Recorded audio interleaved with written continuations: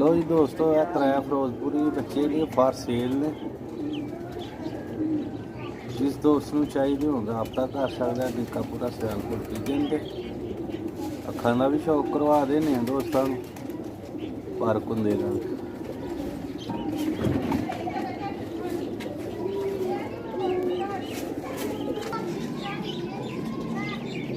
लो जनाब है पट्ठी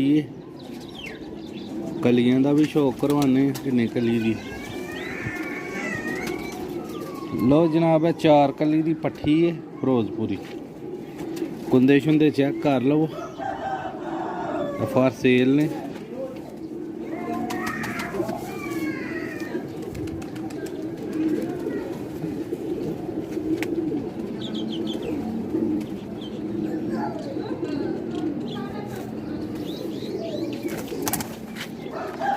जनाब है उन्होंने छोटी कली दे ने अखा क्लीयर करते हैं। ये भी कुंदे का शौक करवाने।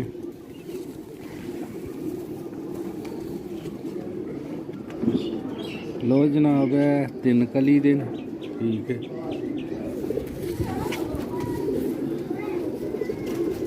पर कुंदे का भी शौक कर लिया दोस्तों ने।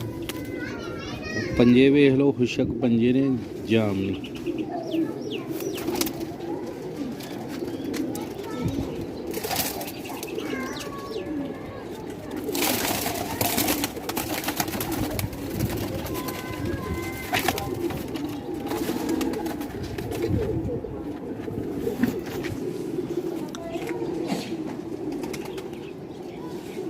लो जनाब है कैब पट्ठी है भी।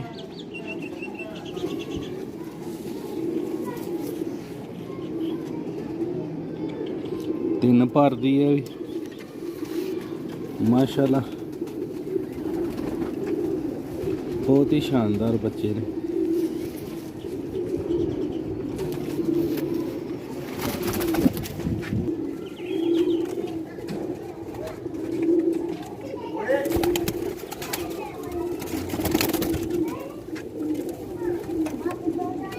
लो जनाब है 3 बच्चे फॉर सेल ने।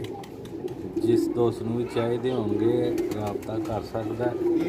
ਇਹਨਾਂ ਦੀ ਫਾਈਨਲ ਕੀਮਤ है 6000 रुपया। ਤਿੰਨਾਂ ਦੀ। वीडियो अच्छी लगे वीडियो को लाइक करें।